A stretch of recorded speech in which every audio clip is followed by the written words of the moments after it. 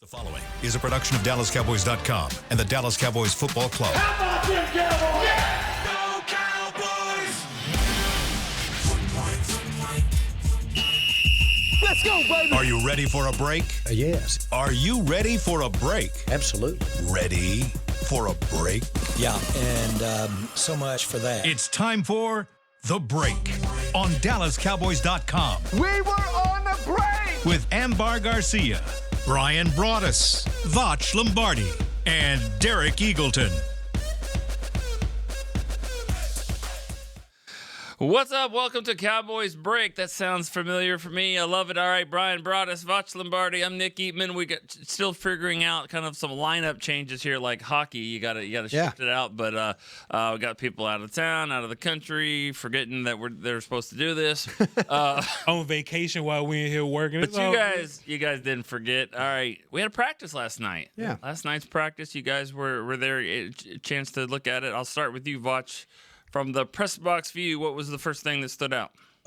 It wasn't very new. It wasn't very eventful. I feel like when we were in Oxnard, I was learning something new every single day. It seems like they're just kind of tuning things up. I mentioned to Broaddus the other day, when we were in Oxnard, there was the trap music segment that everybody got a chance to look at, and they'll run their stuff and this and this.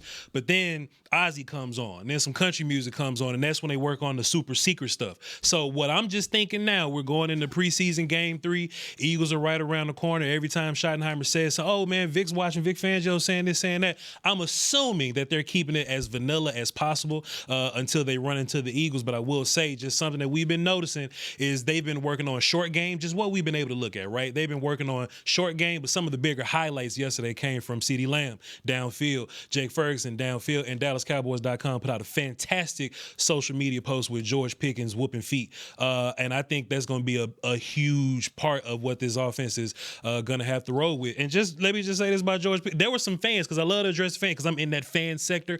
Oh, Vosh, this old George Pickens, that catch not impressive is Andrew Booth. That's kind of what you're going to deal with when you go against other teams. So the Eagles may have a lot of DBs, but you're going to be finding the scrub with these guys. So George Pickens versus Andrew Booth, that might be what you do when you go against the Bears or something. But we'll see. What's on your I'll mind? tell you what, though. The thing I appreciate the most about these practices, these next 2 days, is the fact that they're padded practices. Nick, we've been a part of some of these where coaches have come back in training camp. When we get back from Oxnard, everybody takes a deep breath and damn, we missed the weather, and damn, we missed this, and damn, we missed that. But you feel like training camp's over. This coach is not doing that right now. We've had some glorified walkthroughs that we've had to commentary about, and I know you guys do a great job on DallasCowboys.com of talking about, and Channel 21 talking about, hey, well, and how do you talk about a walkthrough practice? Well, I used to be able to write about a walkthrough practice, and David Hellman would make it look like it was a Super Bowl practice.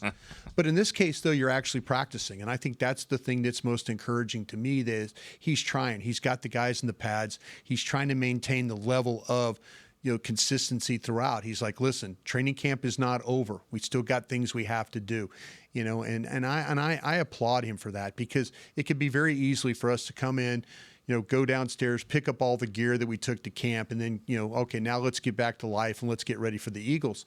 But in this case, this guy's like, no, we're going to still practice. We're going to take padded practice. We're going to take opportunities. He knows he only has so many padded practices, opportunities to do these things with. So, that part of it, I think, is good for me. And like you were talking about, you guys did a great job with the Pickens catch. That's the kind of thing that we've been talking about, the type of player he can be. What's the biggest difference between, and I'll let you guys just answer, what a padded practice and a not in padded practice? Like, tell the fans out there, like, what can the coaching staff get that they can get with the pads being on? They're not tackling, right? But still, what's the biggest difference? Thumping is important. I mean, you're going to be thumping the whole season. So if you're not padded, we're just kind of da-da-da. It's kind of like a walkthrough almost, like a fast walkthrough is what a non-padded practice is. But if you would watch some of the film from or just some of the camp footage, if Jadon Blue catches a pass out in the open field, right, he's going to get hit. He may not get brought to the ground and run, feed, and slam, but he will get thumped upside the head a little bit, and you have to get used to that. You need to get thumped upside the head fast, quickly, and hard, so you know what it feels like when it happens in a real game. Tyler Neville? Sure. happened. Well, Tyler Neville That likes happened. to fight. You know, Tyler Neville, he's trying to bring toughness to this thing. Nick, can I ask you a question? Sure. Do you know what dirty macking is? Dirty Mackin. Yeah, Brian knows because I said this many times to him. Do you know what dirty macking is? I lived the dirty mackin. I feel like I should, but I'm embarrassed to say that I know. If a guy likes a girl, she's in a relationship, hey, Okay. shorty, I could do this better than him type Yeah. thing, right? Okay. That's dirty macking. I feel like Schottenheimer's moves have been dirty macking Mike McCarthy, right? Like everything he's doing is kind of in response to what Mike McCarthy is doing. So one of Mike's biggest, I guess, reputations would be, hey, the players are going to be healthy, they're going to be well rested, they're going to be good to go. But I wonder if Shotty's here and he's got his arms folded and he's kind of up like, man, we're losing toughness with all this sitting out and non-padded stuff and all this chilling. Mike McCarthy will just skip practice days sometimes, right? Shotty says, okay, we're not going to skip practice days. And on this big public thing that Jerry wants to do that's normally like a show, a circus thing that we don't really practice for, we're going to hit each other. Yeah. I think Schottenheimer is making a direct response to what this whole thing used to be, and I think he really wants this football team to be a little tougher. I love that because, and we'll find out for sure what happens during the regular season on Fridays. Yeah. 'Cause I feel like the Cowboys were one of the only teams in the league not practicing on Friday, had more of a rest day, spa day. Some people were to say, they'd have the yoga mats out and all that. I think they need to be practicing. I think the Chiefs are practicing. I think the Eagles are practicing. I think a lot of teams are practicing. I know the Lions are. They probably practice it every day. Yeah. I agree with that. I mean, I've never heard it called that way, dirty okay. macking. But with McCarthy, Schottenheimer, I mean, it makes even more sense. I like it. Yeah, I think to me with the way that they practice, I think through camp and stuff, we haven't seen the one-on-ones and where competitive periods have actually been in the team periods, but the full pad aspect of that. See, now when all of a sudden you pass stunts, maybe the defensive line running twists, and now you get actually a physical, you got pads on so you could shove a guy to the next guy, and then the guys can come around and you could pick guys up. And you get a little bit more of a live look at that with the pads on. With t-shirts and helmets or jerseys and helmets, it's kind of it's quick, but then it stops. But with pads, you kind of carry on the block, and you really have to if you're working. And one of the things that a guy like a Tyler Booker and Vach and I have talked about this on the Doing All Right, our podcast, is that we when you watch them, the one thing that hurts Tyler Booker sometimes is having to pass stunts. And that's if they could work on things like that and get him more acclimated to like taking his guy and shoving him over to BB and then shoving him on over to Smith and then the looper come around. Those are the kinds of things that are going to benefit Tyler Booker as going forward in these practices or in this season. Plus, if you lack toughness, you're not allowed to not play preseason games and sit out at practice and have walkthroughs and just not thump and tackle and all this kind of stuff. So, maybe just looking back on some of those things, maybe if we're not going to play starters in preseason, maybe we should practice a little harder. So, shouts out to Shotty for, thinking ahead. Let's talk a little bit about the running back situation. Yeah. And to me, I've always thought when you're looking at a draft class, first 4 rounds, you're making the team. Yeah. 5th round and on is where, especially if 5th round's kind of tricky, you're probably making the team, but you better do something. But it seems like this 5th round pick, Jaden Blue, has been elevated in a class where like he's definitely here, he's making it no problem.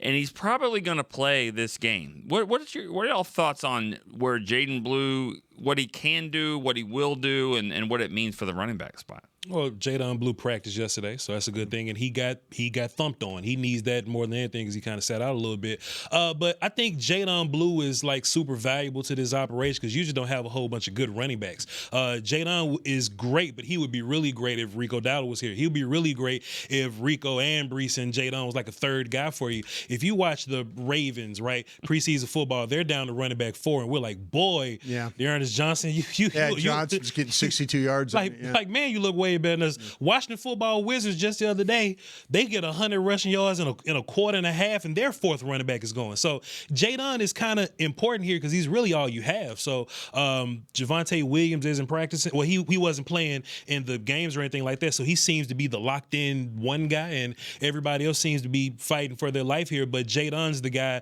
that has all the signs of he's going to be here, like the youth, the long contract. He might be the more talented guy right now, and there's more time to fix something fastest. deficiencies. He's the fastest. Right, and he's bursty guy, and he's different from the rest of them. Redundancies, Brian. We always mention talk this. about the redundancies. You have to limit the redundancy. Maffa, Lipke, and Williams are similar, right? So you kind of got to figure those guys out. Who besides Kevontae Turpin are your super bursty down the field, run fast than everybody else guys?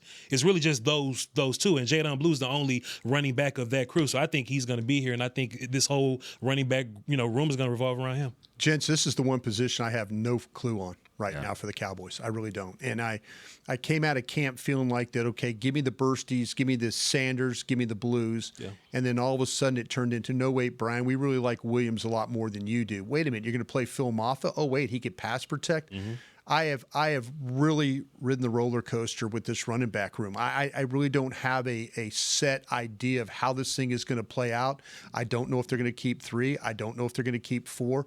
Just the way that they're playing these guys, it's kind of it's been a real mystery for me. So I would like to see the thing that I want to see, and I'm glad that the Blue's going to play, because I do want to see if, in fact, though, that they can maybe that he could get a feel of, in a game, in an actual game, of where these blocks are going to happen. Now, it probably be a lot of backup offensive linemen, but if he has some success with some backup offensive linemen, boy, that would make me feel a lot better. Yeah, and the one guy that always gets sort of left out when you're talking, and it got left out here in the last couple minutes, Deuce Vaughn, and then he comes out yesterday and has.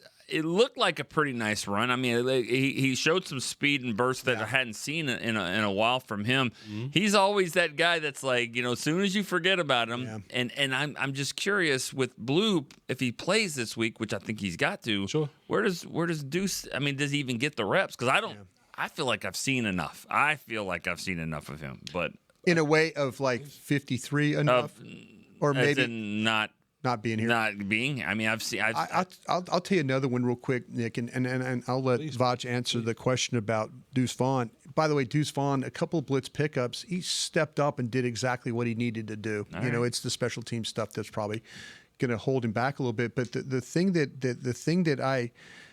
that I'm just kind of thinking about with with this situation and stuff like that. I mean, I'm looking at, there are people that tell me, keep an eye on what they do with Maffa. Yeah, that Maffa might not be as a lock as maybe Cowboy Nation believes. And I'm like, oh, and we all watched practice. We were all out there. We saw Phil. I had an idea what Phil Maffa was coming into training camp. Phil Maffa has done some really nice things, but Vach is right. You talked about the redundancy of positions and players and stuff, but just that Phil Maffa one right now, and it might change. I've been in those rooms where we've talked about personnel and they start tilting those tags, and somebody stands on the table and says, you can't put this guy out there because he does A, B, and C for us right now, and he's better than this guy. This is where Phil Maffa is kind of in that thing. We all kind of seen the toughness, the running, the abilities, things like that. They might see it different than us right now. So that one might not be as clear for them as it is maybe for us. Because Maffa plays like Williams and he plays like Lipke. And both those guys, it feels like they're going to be here. As far as Deuce goes, like I feel like Deuce was safe last year and the year before because he was different. He was the twitchy, bursty guy, and I can kick return. And if you can do anything on teams, that just helps your case or whatnot, right? But Jadon Blue is the catchy, bursty, speedy. If you need him to be a return guy, if anything happens to Turpin, something like that, then Blue would do that for you. So it's almost like Jadon Blue was the worst thing that could happen to Deuce Vaughn, really. And Deuce is a dynamic preseason player, but just for whatever reason, it didn't happen in the regular season. I think if Deuce Vaughn had great regular season showings, you could probably make a case for him.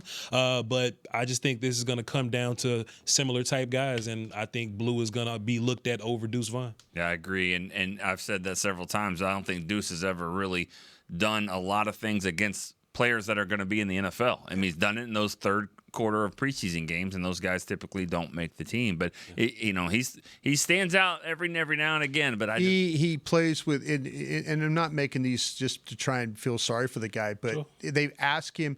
His height limits how many things he could do for you, but he's not afraid to step up and try and block. I mean, the other day in the game, he gives you everything he has. From that standpoint, he was one of the best college football players in the country. I mean, you watch him, there's no doubt in that. But sometimes you get the NFL, certain measurables kind of limit really what you can do. And for him, he's either going to be the backup, and he's got to play all the special teams, and that would be the problem. We're not allowed to gamble here. Working, for the Cowboys. We have any gamble sponsors, but we have sponsors, and we have. There's a Netflix show called The Gamblers. I'll just say this: if you had to gamble a paycheck, Miles is a paycheck. Like a YouTube paycheck or like a .com, like a Crown Global Media pay. Like which paycheck I'm gambling in? You're okay. Okay, I'd hate to see what your W-2s look like, and he had his best year last year. Okay, had a good year. Your highest paycheck. Okay, the one that you would hate that would get ripped up. That one. Oh boy, that YouTube joint, boy. Are you betting that one on Miles Sanders making the team? Yes or no? See, God, I hate this. I wouldn't shoot the dice on it. Because I had Miles Sanders. I would have. Me too. Going into camp, I would have gone with Sanders blue and then Williams as the third down back, and then let's see what happens with Maffa and others. I'm not so sure of that right now. There might be 2 or 3 guys on this roster that we're not thinking about, and I'm going to say this, like a Tolbert, maybe a Sam Williams, maybe a Sanders. There are some guys that are kind of like, when you start to put your 53 together, you think, are there guys that are better than right now? Are there guys that maybe because they're going to be gone after this season, do you just go ahead and move on, that kind of thing? So I would say that I'm going to bet that Sanders is on the team. I'll bet that. I don't think he'll be here. I don't think the Cowboys owe him anything. I don't think he's tied to this thing any kind of way. I think them taking Sanders early was because they took Zeke after the draft last year, and they was like, boy, we can't get caught in this situation again where we didn't draft a running back, and we're just here with some veteran guy now, right? So I think they went Sanders, but then they drafted 2 running backs. Yeah. And now the competition's kind of open a little. So you're going to go. Sanders is off. So your running backs then becomes Williams, Blue, Maffa with Hunter Lipke. Yep. See that Turpin makes this thing weird too. Turpin, yeah. So he can give you some running back stuff, just like he can give you. He's not either of those things, but he's going to give you a lot of both. So I think Lipke being tight end also kind of gives you a little room to play with, but I think they're going to consider him more so fullback than anything, fullback, running back than anything. It's either going to be Sanders or Maffa. That's true. Maffa is definitely the wild card here because if he steps up, then he makes you think you really don't need Sanders. But then again, there's going to be 30 running backs, 40 running backs probably released. Yeah. And is any of them better, cheaper, younger, faster than Malik Davis? Might be better, cheaper, younger, and faster than Miles Sanders. And he was at the crib 2 weeks ago kicking it, and he shows up in the game in week 1 and gets 60-something yards on. Yeah, and I don't know if I said this when I was talking to you guys the other day on this show, but I thought he's going to be on someone's practice squad. He proved his ability to stay ready and jump in at a moment's notice is what you want. He would absolutely be the number 1 back on a lot of people's emergency board if he wasn't, for sure. And that's the thing about practice squad. The rules have changed so much I don't even know the rules anymore. Right. It is hard to figure that out. But you could be like a veteran guy and be on the practice squad, which is great. And it's better than – remember last year with Nick Vigil? Yeah. Nick Vigil was considered a better player for them than Buddy Johnson, who was on the team and inactive, but Vigil gets to keep moving up and playing, and that's just the way the rules are. Yeah. All right, let's take our first break here on the Cowboys Break. We'll be right back after this. Hey. AT&T has a new guarantee because most things in life are not guaranteed, like getting through self-checkout by yourself. Warning, each item must be placed in the bagging area. Not guaranteed. Place item in the bagging area. Place item in the bagging area. You know what AT&T guarantees? Connectivity you depend on, deals you want, and service you deserve. Or we make it right. Terms and conditions apply. Visit att.com/guarantee for details. AT&T. Connecting changes everything. Hey y'all, Matt Pittman here. As the official pitmaster of the Dallas Cowboys, you know I take cookware seriously, especially when it comes to America's team. So when the Cowboys are away, I'm putting my Yeti cast iron skillets to work to make my game day favorites for friends and family. I'm talking chicken fried steak, skillet queso, and peach cobbler. And just like the Cowboys are forever, so are these heirloom cast iron skillets. Check out the full line of skillets on Yeti.com or at a Yeti store near you. Every day begins with a promise to work hard and to build a future. That's why we're here, providing the tools, expertise, and John Deere equipment you have relied on for generations to help you get the job done right. We're with you. That's our promise to you, because no matter the project or the challenge you're facing, we're with you. We're united. If you shout, "How about them Cowboys?" you have that undeniable passion that's the heart of Cowboys Nation. And if you like to drink Dr. Pepper, you love the unique blend of its 23 flavors. Together, your one-of-a-kind fandom paired with the one-of-a-kind taste of a delicious ice-cold Dr. Pepper is the game day lineup that can't be beat. Better yet, gather your Cowboys and Dr. Pepper fan friends to watch the next game and crack open a delicious ice-cold Dr. Pepper for everyone.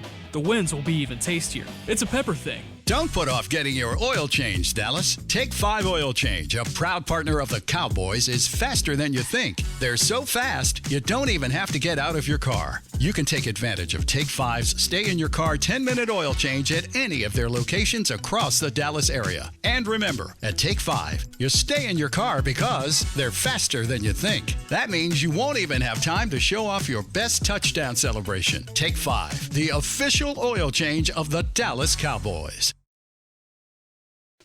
Back to the break.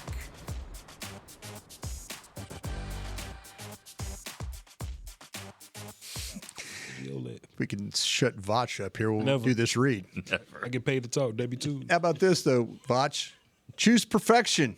Choose LG OLED Evo. Check out the best TV in the game at LG.com.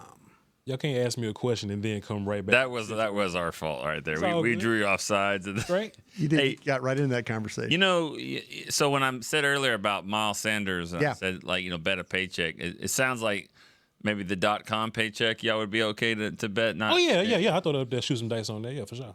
I guess we're not paying as good as we Hey man, y'all are doing great, man. It's all about the platform, Nick. I love .com and everything they doing and all the visibility that y'all provide. Sure is eight podcasts we got here. I was trying to find the read here. I got the other 7. Man, Chris Beam was the hardest working dude in the world. Shouts out to Beam. No doubt. And ready. Ding. Usually. It's this segment, blockchain.com. The second segment is brought to you by blockchain.com. Blockchain is like crypto or something? All right, Chris. He's over there playing Super Mario Brothers. He missed the opportunity when we were in camp. No doubt. He had to make that one up. All right, so we talked a little bit about running back. Let's move to the quarterback position. Interesting dynamic of the starting quarterbacks for this game. Your 7th round picks. Ben DiNucci for Atlanta. One from the Cowboys, and Ben DiNucci is playing for the Falcons, and then Joe Milton. Yeah. Milton, before we get into this game, let me go backwards a little bit. Mm-hmm. Break down the safety that he took, and I'm sure you guys watched the too. Break that down, and what should he have done? What should he have seen? Whose fault was that other than his, maybe? Yeah, thought you want that one? You want me to take it? So the offensive line counted 4 for 4. So Tyler Booker to the left tackle, they counted their 4 guys. There you go. Your right tackle was responsible for the right defensive end. There was a blitzing character coming free. So we're not, as I say, we as offensive line, just O-line brain, we're not counting that guy. We have no responsibility to that guy. So either a fullback, tight end, or Joe Milton get rid of the ball quicker needs to get to him. Mingo running the slant here. Ran a damn good slant, and Mingo is a bigger body guy, so Joe has to get rid of the ball quickly. Maybe it's a mental thing for Joe that he needs to see things wide the hell open and not like regular wide open. He just didn't pull the trigger on Mingo fast enough, and that kind of got him sacked. Bunch formation to his right though, so that put the slot blitzer right there on top of him. With everybody, and there's like a condensed formation down there on the goal line, and Vach is absolutely right. Malachi Starks, the safety, is playing down near the box and drops straight back, but his back is to the slant. Yeah. He's trying to get vertical, but he's not looking at the slant. So if Milton was worried about throwing Mingo into a safety, there was no there. They had a line, or Ed in went with the back and the flat, so it created a window. They had a flat player, they had a slant, but they were able to like take care of where there was a win. And Milton double pump the ball, and he's got to let that thing fly, especially with Starks, the safeties, back to him. He's not carrying him. It's not going to be a collision. It's going the other way. Corner's playing off. Ball goes right to the inside. That thing had a chance for a catch and then up the field and then fight for the next down. But for him to hold the ball, Vach is right about the protection. They don't account for that blitzer, and he's got to get rid of the ball. You know, one thing I remember Tony Romo said to me a long time ago. We were just chatting one day at the probably Valley Ranch, and he said the one thing he had to learn was that he wanted everything needed to be a big play, a first down. And sometimes he didn't even like to check it down because he was like, it's 3rd and 12, and they're giving me 4, and it's probably going to have to punt. And he had to be off the field. Day. But he was like, he would take sacks or make bad plays because he had to learn that you have to do that, like you said. And I think Milton might have seen Mingo and be like, well, that's not going to be enough for this. Yeah. And let's wait for something bigger to happen. And guess what happens? Yeah. Well, I think what happened with Mingo is he was waiting for the clear. He was waiting for the flat to open. And he's just got to anticipate that when your back is going away, that defender's going to go and there's going to be that window, and you just throw behind the defender, and he wasn't sure that the defender had completely cleared into the flat, and that's what made him hold the ball. He saw that purple, and it made him freeze, and then when it just gave and just because of alignment, just the bunch formation to his right being that tight, that blitzer was right on top of him. That wasn't a long run at all. I'm gonna hit the pause button on quarterback just yet. We talked about Mingo out 4 to 6 weeks now with the PCL sprain. Yeah. Who does that help? That's Flournoy. Flournoy? That's Flournoy. Yeah, and he is capable of. And I even went back and watched him play special teams, and I'm trying to get a comparison of like him and Tolbert and Cropper and all these guys that Brooks, all these guys that have to play special teams. Flournoy gets it. He understands that. They had an opportunity on a punt team. He's a flyer on the left side. He wins right off there. He's down there. It's a fair catch. He's in good position. He has a chance to block on another one. He gets a really solid block, gets himself in front, works in front of his guy. Tolbert, on the other hand, blocks in the back. And, so now it's a penalty there. But here's one guy doing his job and the other guy not doing his job or doing it correctly. These are the kinds of things that add up. That we would be talking about, and I got a question for you guys when when you guys are done with your thoughts, but we would be talking about Ryan Flournoy having DallasCowboys.com does a really nice job of the top 10 players from camp. Flournoy would be in that list. Sure. He would be in that top 10 list from the games and stuff like that. From what you've seen, nobody fought more to get open and not be rewarded than that guy. We should have had him on the list, you're saying? Well, Flournoy? Yeah, well, he should have been on the list. I understand, should have been on the list because the way that he was finding ways to get open and do things. Now, maybe Joe got to hit him. Joe's got to hit him. Joe, okay, I'll ask you guys this question. And speaking of Joe, if Joe would have just been, say, serviceable, this preseason would have looked a lot different for the Cowboys, I think. Because defensively, there were some things that did like, okay, maybe you can, if you squint, you can maybe see it. Yeah. But Joe being poor with the offense made the preseason three and out, can't get a rhythm, defense gets tired. It made the overall preseason. The defense got taxed beyond taxed. Guys had to play more snaps than they ever thought they were going to have to play. And then all of a sudden the offense, guys like Flournoy and guys that are battling for jobs who are getting open, all of a sudden they're not getting rewarded for that. If Milton would have just been somewhat serviceable and not poor, this preseason might have been different for a lot of people. Let me ask you, Nick, even me and Brian Bros had this conversation. Schottenheimer has said we're playing Joe more because we got to see what we have in Joe. Right. Will Greer gives you a better look for these wide receivers. Yeah. Right. If your last name is Schottenheimer, are you trying to get a look for Joe, or are you trying to get a look on these receivers now? Yeah, I think I'd go with B in your scenario and C, which you didn't even mention, because I think Will Greer probably has to play for you more than Milton. Yeah, so likely. he needs reps too. And the whole thing, we know what he is. That's cool, but he still needs the reps. So I agree with what you're saying. I would say I need the receivers to get better looks, and I need Will Greer to take a few more snaps as well. Yeah. I also think, and I don't know this at all, but I get the feeling based off what we saw at camp and what we didn't see in the preseason, somebody told Joe Milton, throw the ball. Yeah. Don't take off and run. Yeah. He made a run last night in that practice that it was almost feel like he's just playing football. And for him, I think he needs to do that. I think that if Joe Milton had to play, say in a game, something happened to Dak Prescott. And please don't let it happen to don't let it happen to Dak Prescott. But if Joe Milton had to play, I think you would see this team turn into a college offense. A lot of running. I think you would see that. I think it would be the waggles, the boots, the things that Joe's good at, maybe a couple throws down the field, but it would be the read option stuff. You would become the Baltimore Ravens style. You would become the Arizona Cardinals style. You would come, the Washington Commanders style. That's what I think. If Joe Milton had to play, your offense would become a college offense to be able to adapt. Much like what Green Bay did with Willis. Yeah. They said, you know what, we know he can't throw it well enough, so we're going to become a college offense and try and win games. I think that's what would happen if he had to play. Yeah, I agree. I mean, and some of the times you see success. I mean, now is there a Derrick Henry running the ball there? And I mean, I don't think he's dynamic like Lamar running it, but he's. Well, at least you have the things like you say with this offensive line. Maybe you could do some things. Vach will tell you about the other day, and I was encouraged by the way that they were blocking some counter stuff. We were talking about pin and pulls, but this was like pin and pull, but in a counter form, not like a toss sweep or a crack sweep or anything like that. Guys angle blocking, and then they're getting an idea of what guys can and cannot move. I think Vach will tell you also too. Booker had a chance to pull. It kind of got, you would like to see him kind of run through the guy a little bit better, get a little bit more movement. But maybe that's okay. Let's not think about him being the puller. Let's think about Smith being the puller. Right. That kind of thing. Those are the kinds of things they're trying to work through right now.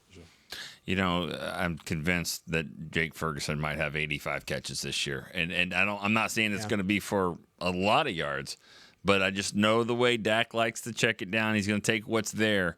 And I saw a few plays last night that makes me think you cannot cover all these receivers on the outside. Yeah.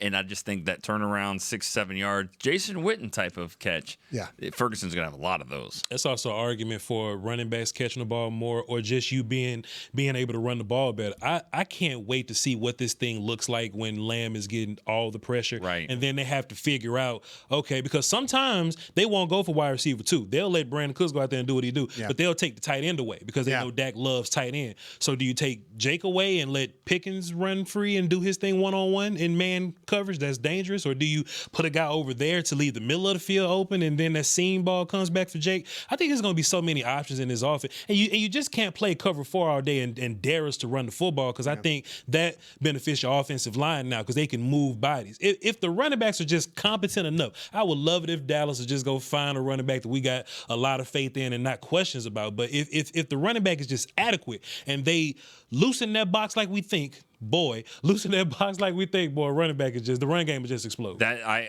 agree with that 100%. I tried to say this with fans calling in on the show the other day. You haven't seen the running game yet because you haven't seen Dak and Pickens out there yet. Right. And that's going to help the running game, like Vach just talked about. Yeah. And so that's a huge part. All right, so this game, what would y'all do, GM-wise, head coach-wise? Would you play Greer half of it? Would you play 50-50? I'm putting Greer, and please, I'm not being mean when I say I'm putting Greer out there with the wide receivers with the most to lose. So I'm letting Greer throw the ball to Flournoy, Holden, Jalen Brooks, and those guys. Yeah. I'm letting Greer throw to those guys for a quarter, maybe the whole first half. I'm letting Milton, because Milton just need throws and just processing, right? I'm letting him throw to Josh Kelly, and Cropper can't catch pass from Milton apparently, but Cropper, Kelly and those guys. I'm letting that happen later in the game. And that's what the Patriots did. Honestly, when we went back to go watch Milton film, the Patriots would play Joe Milton way at the end of the fourth quarter, and he looked much better then than what he did now. I don't know what was going on with that. But he got the end of the game, and he got all his reps in, and it was cool. So that's what I would do. The thing that's kind of, and I'm going to use the word troubling, and I don't know the other word I could use, but the fact that Milton got a lot of reps during training camp, you know, and do you feel like concerning? Do you feel like that? You know, did it benefit? I mean, they probably went in there and said, okay, we're going to evaluate this guy. I think correct me if I'm wrong, I think they gave this guy more of a look than they even gave Trey Lance. Yeah. You know, and that's kind of where, like, maybe Trey Lance is benefiting now with what's going on with the Chargers. He's getting actual work, and you know, and it wasn't until the very end that all of a sudden Trey Lance gets a start. But Joe Milton, they've done the complete opposite with him that they did with Trey Lance. Trey Lance, they just said, okay, you're over here, and everybody else, you know, good luck with the reps. Who are some eyebrow guys? And I say that as in your eyebrows would go up if you see them on the waiver wire for the Cowboys. Are there some names that y'all would even consider talking about that could be somewhat surprising that aren't safe? I wonder what they're going to do at defensive end, and I wonder has Houston done enough to make this football team? And are they going to argue that Sam Williams and the general manager loves Sam Williams? Ooh. So that's the question you have to ask yourself is when it comes down to the edge rushers, has Sam Williams, and it's a year removed from his knee surgery and all that, are you waiting on that? You know, is that something that's all of a sudden going to show up and everything's going to be okay?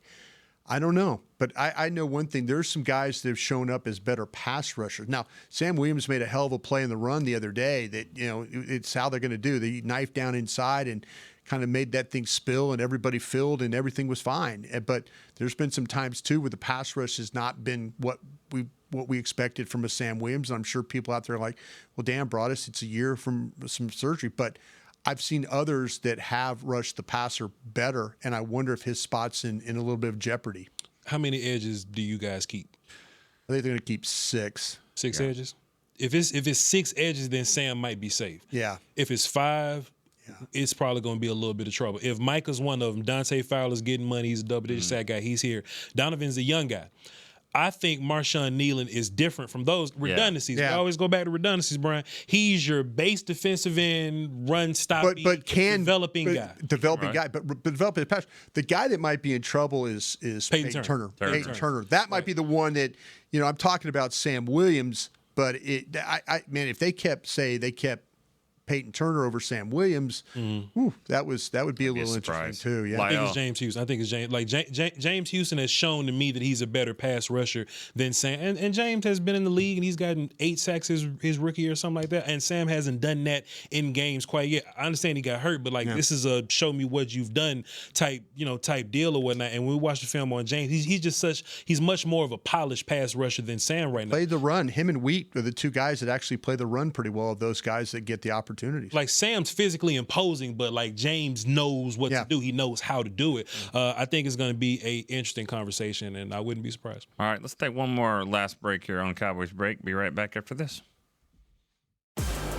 If you can't be at the stadium, there's no better way to watch your Cowboys than on an LG OLED Evo TV. That's because everything you see is more lifelike. Every play, every hit. I mean, you might as well be on the sidelines. That's how clear it is. It's all thanks to LG's legendary technology. Perfect black, over 8.3 million self-lit pixels. No one comes close. LG OLED Evo is the best TV in the game for a reason. See for yourself at lg.com/OLED Evo. It's the official men's skincare brand of the Dallas Cowboys, Jack Black. And right now, Cowboys fans can get 15% off their $75 order. Plus, because every deal needs a playmaker, your order will include a free 5-piece skincare set and free shipping. The Jack Black Playmaker is 4 of Jack's favorites and a full-sized intense therapy lip balm. Make a play for the playmaker at getjackblack.com/Cowboys with the code CowboysVIP. That's getjackblack.com/Cowboys with the code CowboysVIP. As America's leading business lender, Bank of America is on your corner and in your corner. With over $9 billion in business loans and more than 140 business specialists right here in North Texas, we help businesses thrive so communities prosper. What would you like the power to do? Learn more at bankofamerica.com/local business. Bank of America, official bank of FIFA Club World Cup 2025. Copyright 2025 Bank of America Corporation, all rights reserved. From the field to the festivities, Lucchese embodies the essence of luxury and tradition. Handcrafted with meticulous precision, each pair offers unmatched comfort and style. Stand tall while you're tailgating or cheering in the stands with the Dallas Cowboys collection by Lucchese. Shop the collection today at the Lucchese store at the Star in Frisco or online at lucchese.com.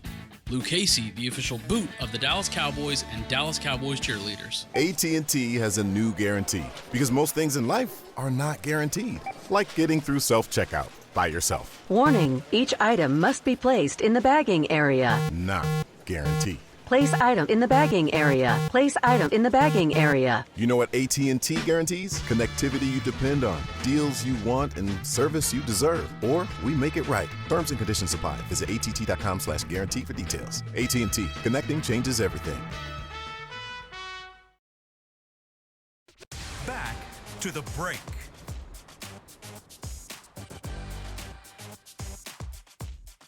AT&T, connecting changes everything. Love it. That's my kind of read right there. All right. Easy one to remember. All right. Let's go to the defensive tackle position. And I mentioned earlier some surprising guys that aren't safe for making this team. I think the elephant in the room, of course, Mozzie Smith. Yeah. Is he good enough to make this team? I mean, he hasn't been good enough to be, taking that leap like, oh, he's the first round pick. Can he even make the team? I mean, where do y'all? Yeah, I would start JT myself at defensive tackle over Mozzie. Jay Toya. And I think to me that's he's the one guy that he's a big body guy. This defense, if I'm reading this right, they don't want to go toe to toe with anybody. They really don't. They're going to play gaps. They're going to play on the move. They're going to angle. They're going to slant. They don't have anybody. Mozzie. They've tried to lose weight, make Mozzie lose weight. If he's going to do that, he doesn't have the quickness to play in this type of scheme. The power part of it, though, is, there's times where you'll see him hold up some blocks, and some of the tackles that they were able to make with linebackers and why some of the linebackers played well was there were a couple of times where Mozzie Smith actually, his assignment was really good. He was holding up blocks. But to me, I don't see an active enough player in the front. And I think the combination of Jay Toya and then also, though, with Winfrey, that to me seems like a first down and then a second down bring-in guy. That combination might be good enough for you to play as that one technique. I don't know if Mozzie is going to. I don't see the overall consistent play from Mozzie that I see from these other two that make me feel like that I could count on that. So I'm going to likely move on from that one if it's me. See, Brian, what makes this weird for Mozzie is they're not separated by ones and three techs. Right. You know what I mean? Like Mozzie is a one tech by nature, but it's just D tackles. Yeah. So if it was separated, we'll go into this thing. All right, well, we'll probably take 2 1s and 2 3s. Yeah. Solomon Thomas will line up in A gap. Right. Osa could line up in A gap. Jay Toya played a whole bunch of B gap last Saturday or whatnot, right? So with it just being 4 D tackles and everybody in a pool, now you're just deciding who are the best 4 guys to go out there and play. Solomon Thomas starting. I thought Solomon was just going to be a backup 3-tech guy. He's starting, Brian. He ain't even playing in he's a part of this thing. Yeah. He's going to be your first opposite tackle of Osa out there. He could be an A-gap or a B-gap. I think Perion Winfrey not only shows that he fits this thing nicely just as an upfield penetrator whoop-ass guy, like that's who Perion is. And Jay Toya, fantastic game that he had, of course, but he still has the youth and the contract stuff, right? I think if they cut Mozzie, I think it's going to cost them money or something like that, so that makes it weird again. Because, I haven't looked exactly into that, but yeah, it would probably be almost a wash. We can look into that. We'll see.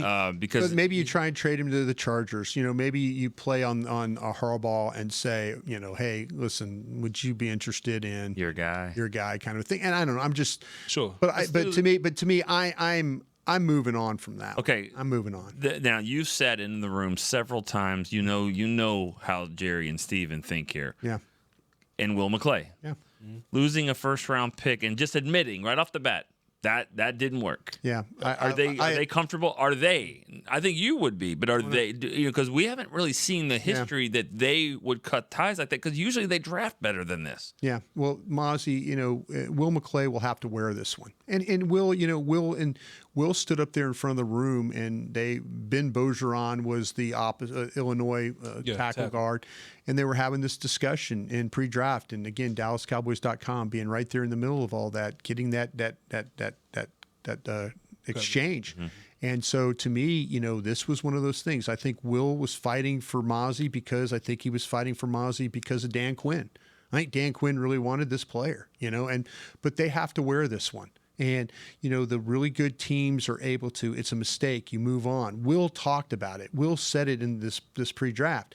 I want players that love football. I want players that are dedicated and want to be a part and want to win and he talked about that because the last two picks, until Guyton went out there and impressed everybody with how his attitude changed and all that, you could kind of lump him in there with Mozzie because they were talking about immaturity and all these other issues with him. So to me, if you're really true to building your football team, you have to move on from mistakes. Mozzie Smith was a mistake, and they didn't get exactly now to Mozzie Smith's 3 different defensive line coaches, but you know what? He had a chance to come back and show what he can do, much like Guyton did. Yeah. Guyton came back and made himself a different player where you're like going, okay, this guy has a chance. Mozzie just kind of is what he is. And, and if you're the Joneses and Will McClay and the coaching staff, scouting staff, you wear it, but you move on. And the problem is you can't afford to move on from guys that are just better than him. Yeah. Like Perrion Winfrey's just playing better than him. For the scheme that they play with the upfield, the quickness and all that, Winfrey's a much better player. Solomon's just better than him. Yeah. So, he was a first round pick a while ago, but I just think you just have to wear it and move on because you can't move on from JT. JT just got here. This administration drafted him, and there's a vision for what he looks like year 2 and year 3. Mozzie, and it's not even that Mozzie's like this horrific player. It's just that you should be further along right now. A lot further along. You can't be this close to the 7th round rookie first round pick. That's the problem. If you're a first round pick, just the optics. You're a first round pick and you're playing late into preseason week 2. Yeah, a lot of snaps. Something's going on there. Yeah, you're right about that. It's one thing to not be a star like a first round pick you think could be, sure, or a starter, but you're not even if you can't beat out Perry and Winfrey, then we got big problems. And nothing against him, but he wasn't even in the league until this summer playing in other leagues. So, all right, great show, guys. Thank you. You guys eat up 48 minutes like nothing. That's what you do. All right, next Monday the Cowboys break will be back. We'll see what kind of lineup we look like. I think Derek will be here, maybe Amber as well. I'll be here regardless. You'll be here. You'll be ready to roll. All right, guys. For Chris Beam in the back, for Brian Broaddus, Voch Lombardi, I'm Nick Eatman. See you next time on Cowboys Break. This has been a production of DallasCowboys.com and the Dallas Cowboys Football Club. How about this, Cowboys? Yeah!